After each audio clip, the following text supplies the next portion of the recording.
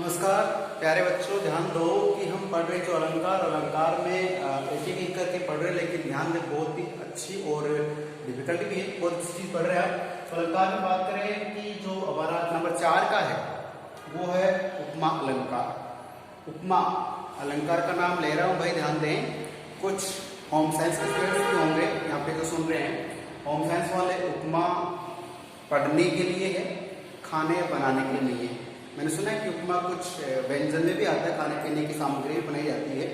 ठीक है, बड़ी अच्छी बात है, धन्यवाद। उपमा भी खाने के होते हैं, चलिए। लेकिन यहाँ उपमा को खाना नहीं समझना है।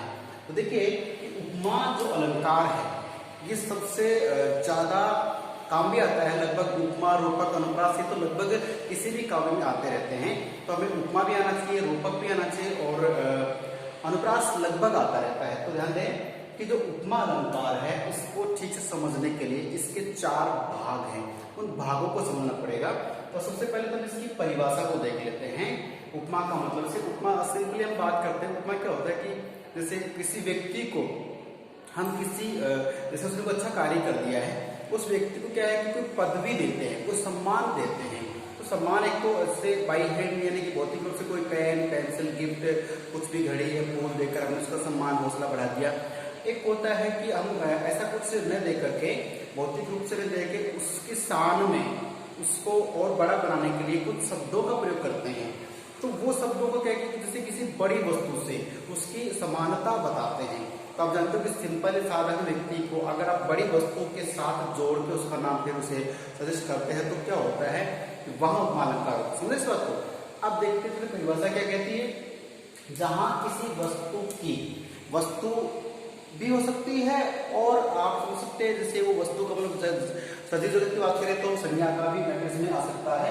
तो देखिए इसमें बताया है कि जहां किसी वस्तु की उत्कृष्टता का मतलब होता है अच्छाई, उसका बढ़िया काम। ठीक है, किसी को उत्कृष्टता दिखाने के लिए किसी प्रसिद्ध वस्तु से समानता व्यक्त की जाए, वहां उपमा अलंकार होता है। कोई वस्तु है, ठीक है, तो उस वस्तु की क्या है कि उत्कृष्टता या उसकी अच्छाई, उसकी चमक, उसका जो भी निपुणता है उसको किसी प्रसिद्ध वस्तु के साथ जोड़ के उसके साथ समानता बताई जाती है, तो वहां उपमा अलंकार होता है। जैसे मान लीजिए कई बार बचपन में आपके जो मम्मियां हैं, माता पिता होते हैं, वो अपने बच्चों को लाडप्यार करते हैं कि हाय कितना सोना मुंडा है, कितनी सोनी कुड़ी, पंजाबी लोग बोलते हैं। फिर वैसे मान लीजिए कितना सोना, बहुत प्यारा बच्चा है, क्वीट बॉय है, मतलब स्वीट क्वीट जो भी बोलते हैं, वो चांद सा मुखड़ा है, ठीक है, और कितनी हिरनी सी चाल है। तो कहने का मतलब है कि किसी क्रिया को, किसी गुण को, किसी व्यक्ति की क्रिया गुण होते हैं, तो उस क्रिया को, गुण को, उस विशेषता को हम किसी बड़ी वस्तु से, बड़े या प्रस्तुत अर्थ से जोड़ के बताते हैं, वहां उपमा अलंकार हो जाता है। ठीक है, चलिए देखिए बात करें कि उपमा अलंकार में क्या होगा कि कोई साधारण व्यक्ति वस्तु हो सकता है, उसको प्रसिद्ध व्यक्ति वस्तु के साथ समानता स्थापित करते तो आप उपमा अलंकार। ठीक है, अब बात करते हैं कि उपमा अलंकार को समझने के लिए क्या है कि मुख्य जो बात करें, देखिए यहाँ पे एक एग्जाम्पल था, ये यहाँ से लेकर यहाँ तक परिभाषा, उसके सामने एक एग्जाम्पल है कि चंद्रमा सा कांति में मुख्य रूप दर्शन है तुम्हारा। अब इसको देखिए, चंद्रमा आपने देखा होगा, 4-5 है क्या? नहीं, एक ही है। ठीक है, तो वैसे हाँ ये बात अलग सही कहा आपने कि लगभग माओ के लिए जो बेटा बेटी होते हैं वो कहते हैं चांद का टुकड़ा, लेकिन वो चांद तो एक के लिए टुकड़े, आपको बात अलग है, वो बात अलग ध्यान दें कि चंद्रमा एक ही है। तो चंद्रमा सा कांति में का मतलब होता है चमक, ये चमकने वाला। चंद्रमा के साय समान, कांतिमय मतलब चमकने वाला। मुख का मतलब चेहरा, मुंह, आपका फेस, रूप दर्शन है तुम्हारा। अब देखिए मेरे बच्चे यहाँ पे हम समझ रहे हैं इसको कि जो कोई व्यक्ति, बालक है, कोई व्यक्ति है, उस व्यक्ति को सामने वाला कोई उसका जानकार है, अनजान जो भी है, लेकिन कह रहे हैं कि भाई आपका जो मुख दर्शन है, आपके चेहरे के जब दर्शन करते हैं, तुम्हारे चेहरे के जो दर्शन करते हैं, आप जानते हो कि हम एक दूसरे भाई बहन को, दोस्त को हम कई बार कहते हैं यार आपका चेहरा बहुत सुंदर है, तो ये सिंपल सा कॉम्प्लीमेंट होगा। लेकिन हम किसी को कहते हैं कि आपका चेहरा, यहाँ पे क्या कह रहे हैं कि मुख रूप दर्शन तुम्हारा, कि आपका जो मुख है, इसका जो रूप है, वो आपका जब हम दर्शन करते हैं तो ऐसा लगता है जैसे चंद्रमा सा कांति में, अर्थात आपका चेहरा चंद्रमा के समान, चंद्रमा की जो कांति है, जो आभा है, जो चमक है, उसके बराबर चमक रहा है। तो देखो यहाँ पे क्या कर दिया है कि मुख जो साधारणतः सभी का समान सा तो नहीं, थोड़ा अलग अलग अंतर रहता है, लेकिन उसकी सुंदरता है, उस सुंदरता को चांद के समान बता दिया, चांद की चमक के समान बता दिया है। तो यहाँ पे क्या होगा, उपमा अलंकार तो हो गए, बात तो जाहिर है। अब बात करते हैं कि उपमा पढ़ने के लिए हमें क्या करना होता है, ये देखने वाली बात हमें। देखिए प्यारे बच्चों, यहाँ पे क्या दिया है कि उपमा जो बात करें, उपमा के 4 अंग होते हैं। उपमा देते हैं, किसी को पद भी देते हैं, तो 4 अंग होते हैं। कौन से?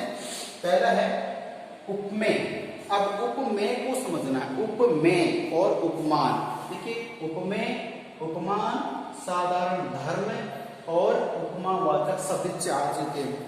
उपमेय होता है, उपमान होता है, साधारण धर्म होता है, उपमावाचक शब्द होते हैं। अगर ये चारों समझ में आ गए तो आपका मैट्रिक सोल्व है। ध्यान दें। अब उपमेय किसे कहते हैं? अच्छा, कई बार आपको डीपली ले जाया जाए तो बात करते हैं कि विशेष और विशेष से, ठीक है, ध्यान रखना है। तो उसी के आधार पर उस विशेष को छोड़ दीजिए, थोड़ा पूछ जाओगे। उपमेय आप अपने आप को, अगर आप तो अपने आप को वीआईपी मानते हैं, मैं समझ सकता हूं, लेकिन ध्यान दो, अगर कोई भी भौतिक पदार्थ है तो जो साधारण है, कोई वस्तु है, व्यक्ति, जो एक तो साधारण होता है और एक थोड़ा खास होता है। तो जो साधारण होता है, सामान्य होता है या नॉर्मल होता है, वो कहलाता है उपमेय।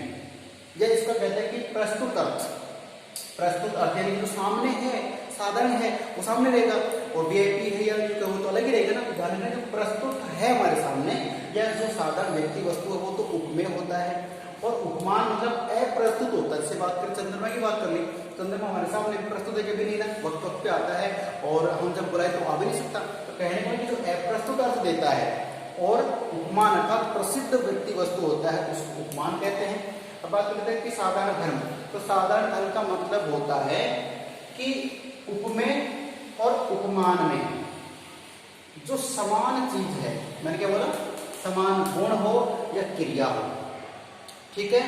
तो उपमेय और उपमान में, उपमेय तो साधारण यानी कि मैं एक साधारण व्यक्ति हूं, तो मैं अपने आप में क्या हो गया, उपमेय हो गया। प्रस्तुत मैंने आपको दिख रहा हूं, आपके लिए काम कर रहा हूं, तो प्रस्तुत अर्थ में आ रहा हूं, साधारण व्यक्ति हूं। अब बात करो कि इसी व्यक्ति की किसी बड़ी व्यक्ति वस्तु से क्या करते हैं, हम समानता करते हैं, तो वो उपमान हो जाएगा, ठीक है। और फिर जो दोनों में समान चीज है, वो क्या हो जाएगा, समान गुण हो जाएगा, उसे साधारण धर्म कहते हैं। तो इसको पहचानना पड़ता हमारे को। तो वो क्या हो सकता है, इन दोनों का कोई गुण भी हो सकता है, या फिर दोनों कोई क्रिया या काम हो सकता है। अब चौथा पॉइंट बचता हमारे लिए उपमावाचक शब्द। इसी से पता चलता है कि इसमें उपमा अलंकार के आजकल के बच्चे शॉर्टकट को अपनाते हैं, तो उसके लिए ये जगह काम की रहती है। लेकिन बेटा शॉर्टकट किसी सफलता को प्राप्त करने में ना नुकसान दे देती, इसलिए पूरा पढ़ना चाहिए। देखिए बात करें कि उपमावाचक शब्द कौन से होंगे, सा, से, सी, सम, सरिस, समान, सदृश, समानवाद, सदृश, एवं, ये शब्द हैं जिनको आप किसी पंक्ति काव्य में देखते हैं, तो वहां पे आपको उपमा अलंकार की एक ट्रिक मिल जाती है कि यहाँ पे उपमा अलंकार होगा। तो देखिए सा, से, सी, सम, सरिस, समान, सदृश, एवं, ठीक है। एवं शब्द यानी के जैसा, सदृश यानी के बराबर, समान यानी दोनों समान है, सरिस उसके जैसा, सम समान, सी उसके जैसी, से उनके जैसे, और सा उनके जैसा, बात वही है। तो बात करें कि सा, सी, से, ये सारे शब्दावली आएंगे, ये उपमावाचक शब्द होते हैं, इनसे उपमा दी जाती है। जैसे देखिए एग्जांपल में सोच रहे हैं इस चीज को, ये कह रखा था कि चंद्रमा सा, तो ये जो सा है ये क्या है भाई, ये हमारा है उपमावाचक शब्द कि चंद्रमा के जैसा। और कांति में क्या है, साधारण धर्म। चंद्रमा भी क्या करता है, चमकता है, कांति है, आभा है, चमक है। और इससे इंसान का जो मुख है वो भी क्या करता है, चमकता है। तो पूरे वाक्य में एक शब्द ऐसा होगा जो उपमेय के लिए भी है और उपमान के लिए भी है। उपमेय साधारण व्यक्ति होता है यानी मैं, और उपमान जिससे किसी विशिष्ट व्यक्ति वस्तु से उसकी संज्ञा या देते उसको नाम देते हैं वो। तो दोनों के अंदर जो समान गुण है वो कहलाता है साधारण धर्म। तो यहाँ पे क्या था, यहाँ पे जो कांतिमय शब्द है ना, ये क्या है, ये साधारण धर्म है। मतलब चंद्रमा भी चमकता है और इंसान का चेहरा भी चमकता है, दोनों के लिए कांतिमय तो साधारण धर्म हो गया। ये उपमावाचक शब्द हो गया और ये उपमान हो गया, चंद्रमा विशिष्ट हो गया, प्रस्तुत हो गया और ये जो मुख दर्शन है ये क्या हो गया, उपमेय हो गया। समझ रहे इस बात को? मुझे लगता है कि मैटर सोल्व हो चुका है। उपमेय यानी साधारण व्यक्ति वस्तु, उपमान यानी बड़ा या प्रसिद्ध, ठीक है, और शेषासी उपमावाचक शब्द होते हैं और इन उपमेय की उपमान की जो समान गुण है वो क्या होता है, वो हमारे लिए साधारण धर्म होता है। अब बात करते हैं एक उदाहरण की, मैं बात करूंगा पीपर पात सरिस मंडोला, ये ध्यान रखना है, ठीक है। तो यहाँ पे आप ले रहे हैं पीपर पात सरिस मंडोला। पीपर का मतलब, हालांकि ये एक पेपर में भी आया होगा, आपने देखा पढ़ा सुना होगा हिंदी में ना, पीपर पात सरिस मंडोला। तो पीपर का मतलब क्या होता है, पीपल का वृक्ष होता है। तो पीपल का जो पत्ता होता है सरिस यानी समान होता है, मन डोला का, वो बिल्कुल मन में बिल्कुल चिकना पात होता है, उसके किसी पंक्ति का उदाहरण है। तो पीपल पात सरिस मन डोला, आपको माना क्या आए नहीं है, कोई दिक्कत नहीं, लेकिन यहाँ पे देखिए पीपल पात सरिस मन डोला, तो इसमें सरिस ये देखना आपको, यहाँ पे उदाहरण आपको सा से सी सम सरिस मिल गया। सरिस का मतलब कई बार यही से पता लगा लेते हैं इसमें कौन सा अलंकार है, उपमा अलंकार है, ठीक है, ध्यान रखना। चलिए हाँ, इसमें अनुप्रास भी है, कैसे, पीपर पात, ठीक है, तो पै और पै, और जब दो बार और की होती है तो छह का अनुप्रास होता है, इस बात को भी भूले नहीं, ध्यान रखना। तो कई बार पूरे पद को लिखते हैं उसमें दो अलंकार भी होते हैं, इस बात को ध्यान रखना। अब आगे बात करते हैं किसका, कि 2 दिवस रहकर कुटी में आग सी सुलगा गई। ध्यान रखना, बहुत ही अच्छी और बड़ी पंक्ति है कि 2 दिवस रहकर कुटी में आग सी सुलगा गए, दीप सा उज्जल रहा, कह दो तुम्हें कैसे बुझाऊं। बहुत ही अच्छी पंक्ति है और आपको बता दूं ये वियोगरस भी यहाँ पर है। थोड़ा सा आपने सुना देखा होगा, 12वीं क्लास में टॉपिक चलता है, उसमें आएगा लास्ट में कि जो तुलसीदास जी हैं पत्नी से प्रताड़ित होकर प्रभु श्री राम की भक्ति में लग गए। पत्नी को प्रेम ज्यादा करते थे, पत्नी बोली मेरे को जो प्रेम कर रहे हो इससे अच्छा है कि भगवान को करो, अपन तो जिंदगी में साथ साथ ही हैं। तो थोड़े से गुस्सा हुए और चल पड़े और पत्नी को बिल्कुल त्याग दिया, छोड़ दिया और किसी आश्रम में जाकर के प्रभु श्री राम की भक्ति करने लग गए। इतनी भक्ति की शर्त लगा ली कि भगवान आपको दर्शन देने ही होंगे। अब वहां पे क्या होता है, किसी कारणवश उधर वो भी तो परेशान है फिर पति से मिलने के लिए या उनका सानिध्य, तो वो क्या करती, किसी के साथ में वहां पहुंच जाती है, कुटिया में वहां पे आश्रम में रहती है। हालांकि तुलसीदास की आज्ञा नहीं थी या कोई आए, लेकिन फिर भी वहां पे उनकी पत्नी रत्नावली, जानते हो तुलसीदास की, वो वहां जाती है और कुटिया में 2 दिन के लिए रहती हैं। तो वो रहती हैं, लेकिन तुलसीदास कहते हैं कि मेरा खान पान रहन सहन सब अलग रहेगा, इनका अलग रहेगा। तो 2 दिन वहां रह के वो जाती है। तो जो नौकर चाकर थे जो उस आश्रम के, वो तुलसीदास जी से कहते हैं कि ठीक है भक्ति करो, लेकिन पत्नी आई उनसे बातचीत तो करो, उनका हालचाल जानिए। तो वो हल्के फुल्के से बातचीत करते हैं, लेकिन जो 2 दिन का माहौल उस कुटी उस आश्रम में रहता है उसी का वर्णन यह पंक्ति उसी के द्वारा किया गया है। तो क्या कहा कवि ने कि 2 दिवस रहकर कुटी में, कि 2 दिन वो कुटी में रहती हैं, आग सी सुलगा गए। हमें अलंकार पढ़ना है, भावनाओं में नहीं बहना है कि 2 दिन वो आए हमारे घर में और आग सी लगा गए। अब आग आप समझ सकते किस प्रकार की लगती है, ठीक है ना, आग सी, हमें तो अलंकार निकालना, कौन सा, आग सी, सी सा सी पकड़ लिया बस उपमा अलंकार हो गया।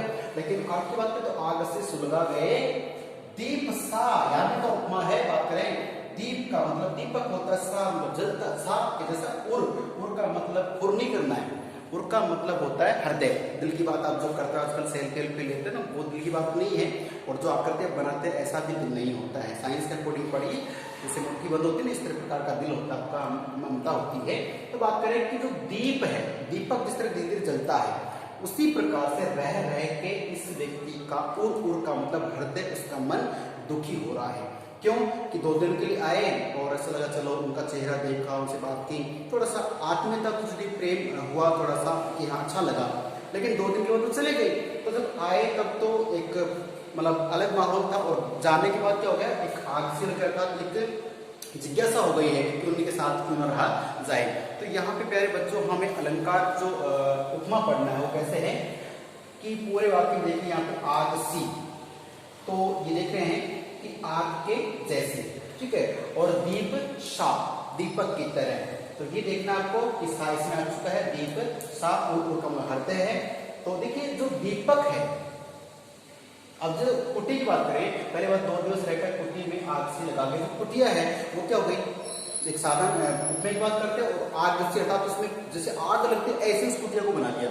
कुटिया वैसे ही है जैसी थी, लेकिन कुटिया में वो रतनौली जी आते हैं, उस समय रहकर चले जाते हैं। पहले कुटिया एक अलग दिखती थी, लेकिन अब उस कुटिया को देखते तो आग सी लगती है, कुछ जिज्ञासा होती है, कुछ जानने की इच्छा होती है। उसी प्रकार से देखिए दीप जो दीपक उपमेय हो गया है, ठीक है, सॉरी दीपक को क्या बता दिया है, यूं कहें कि उपमान बता दिया है। जिस तरह से दीपक जगमग जगमग जलता रहता है, उसी प्रकार से और यानी हृदय जल रहा है। जो भौतिक होता है उसको हम क्या मान लेते हैं, उपमेय में मान लेते हैं, और यानी हृदय जल रहा है ऐसा दीपक के जैसा। तो यहाँ पे देखो जलने का काम यहाँ भी हो रहा है, जलने का काम यहाँ भी हो रहा है, तो समान काम तो जलने का हो गया, समान धर्म हो गया है। उपमेय आप समझ सकते हो, ये उपमेय है, ये उपमान है, और सा जो है वो साधारण ये वाक्य उपमावाचक शब्द है। तो प्यारे छात्रों, मैं मानता हूं कि आप इस पूरे उपमा अलंकार का पूरा पोस्टमार्टम करना, समझना, इसको डिस्क्राइब करना है। उपमेय कौन होता है, उपमान कौन होता है, साधारण धर्म कौन होता है, और उपमावाचक शब्द कौन होता है, ये अगर समझ जाओगे तो मुझे लगता है आराम से अच्छे क्लियर कर सकते हैं। ठीक है, अब इसमें आपको मैं बता दूं, इसके दो प्रकार हैं, एक होता है पूर्ण उपमा और एक होता है लुप्त उपमा। वो कैसे होती है, शॉर्ट ट्रिक्स में समझ लीजिए कि किसी भी आपने कोई दोहा काव्य पंक्ति पढ़ी, उसमें ये चारों अंग मिल जाते हैं, तब तो है पूर्ण उपमा।